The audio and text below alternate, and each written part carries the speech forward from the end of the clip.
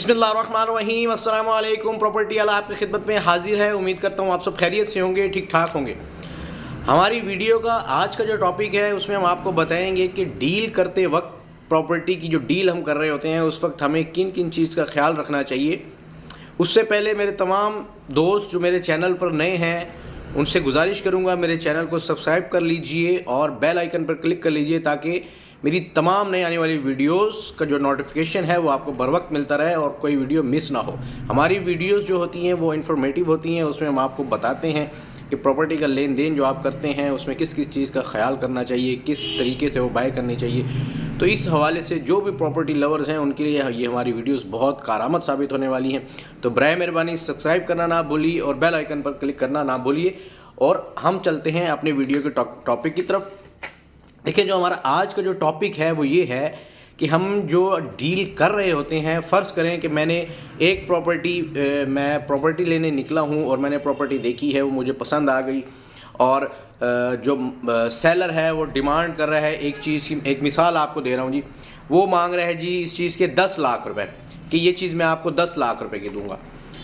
वो आपको डिमांड बताएगा, उसके बाद आप उसको अपनी ऑफ़र देंगे कि जी मुझे ये चीज़, फ़र्ज़ करें कि मुझे ये चीज़ 8 लाख रुपए में समझ आती है, तो वो कहेगा नहीं जी आप मुझे टोकन बयाने से मेरे साथ बैठ के बात करेंगे तो मैं बात करूँगा और इस तरह बात नहीं करूँगा। और ये हकीकत है, प्रॉपर्टी में जो भी बायर होता है, जो सीरियस बायर होता है, वो कैश के साथ बात करता है, टेबल कैश रखता है, जी ये मेरी ऑफ़र है, ये मेरा कैश पड़ा हुआ है, ये आप मुझे इतने में दे दें। फ़र्ज़ करें 10 लाख वाली चीज़ का 8 लाख रुपए लगाएंगे तो आप उसको क्या करेंगे, 8 लाख रुपए की जो आप उसको ऑफ़र देंगे वो विद कैश देंगे। वो लाजमी नहीं है कि आप कोई 5 लाख उसको देंगे, आपको 10,000 दे दें, उसको 20,000 दे दें कि ये मेरा कंडीशनल टोकन है। ये अगर कंडीशनल टोकन किसे कहा जाता है, कंडीशनल टोकन है कि मैं 8 लाख रुपये आपको दे रहा हूँ, अगर तो 8 लाख रुपये पर आप एग्री हैं तो ये मेरी ऑफ़र है, ठीक है, 8 लाख रुपये के हिसाब से, तो मैं आपसे ये चीज़ 8 लाख में बाय करने के लिए रेडी हूँ।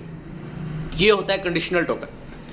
आपने कंडीशनल टोकन दिया, वो 8 लाख के ऊपर मालिक आपको चीज़ देने के लिए एग्री हो गया। इट मीन्स कि आपका जो वो टोकन था वो कंफर्म में कन्वर्ट हो गया, क्योंकि आपकी जो ऑफ़र है वो सेलर ने एक्सेप्ट कर ली है। तो अब आपका वो टोकन कंडीशनल नहीं रह गया, वो कंफर्म टोकन में चला गया। मीन्स कि आपकी डील उसके साथ तय हो गई। अब आपने उसके साथ बाकी के मामला तय करने हैं। कंडीशनल टोकन देने के बाद जब आपकी ऑफ़र कंफर्म हो जाती है तो इट मीन्स कि आपकी डील कंफर्म हो गई है। अब आपने क्या करना, अब आपने उससे डिमांड करने हैं कि आप मुझे अपने डॉक्यूमेंट्स प्रोवाइड करें, मैं अपनी वेरिफिकेशन कंप्लीट करता हूँ। वेरिफिकेशन करने के बाद बाकी जो हमारा तय हुआ है हम उस पर पूरा उतरेंगे। ये तरीकाकार होता है। कंडीशनल टोकन के बाद आपने किया जी वेरिफिकेशन के बाद अगर आप मुतमईन हो गए, ठीक है, आपने उसको और पेमेंट करनी है।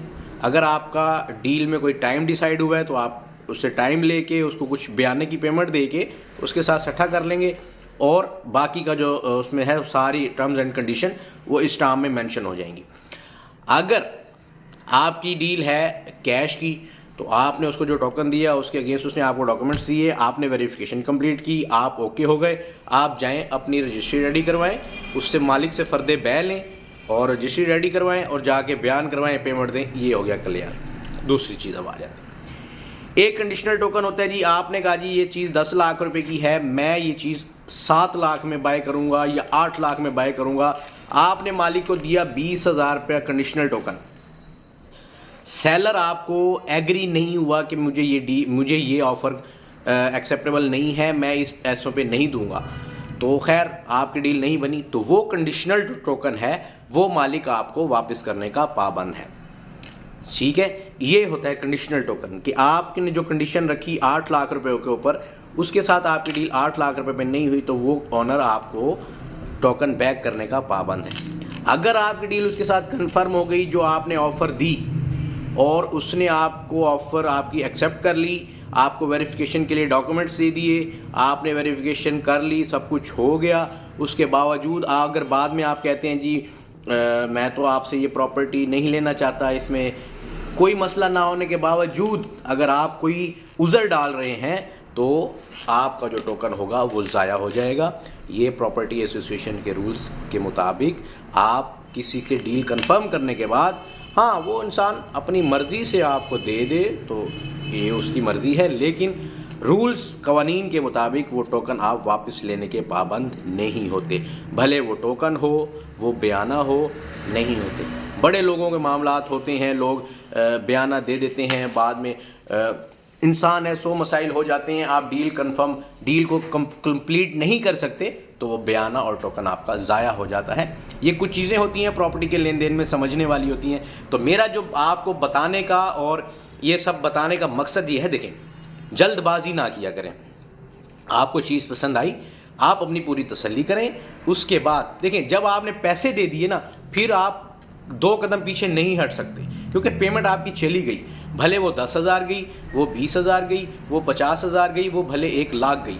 जब पेमेंट चली गई उसके बाद आप पीछे नहीं हट सकते। या तो फिर आपको वो पेमेंट जो आपने की उसको स्किप करना पड़ेगा या डील को क्लोज करना पड़ेगा। ये 2 रास्ते होते हैं, इसके अलावा कोई रास्ता नहीं होता। भले कोई एजेंट भी बीच में होगा, वो भी मजबूर होता है, उसने भी आगे ऑनर को पेमेंट दे के डील कंफर्म की होती है। तो अक्सर लोगों का क्या होता है, अक्सर लोग कहते हैं जी ये जो एजेंट्स बैठे हैं जी ये 2 नंबरी कर रहे हैं। ऐसा नहीं होता, एजेंट्स की भी कुछ रूल्स एंड रेगुलेशंस होते हैं।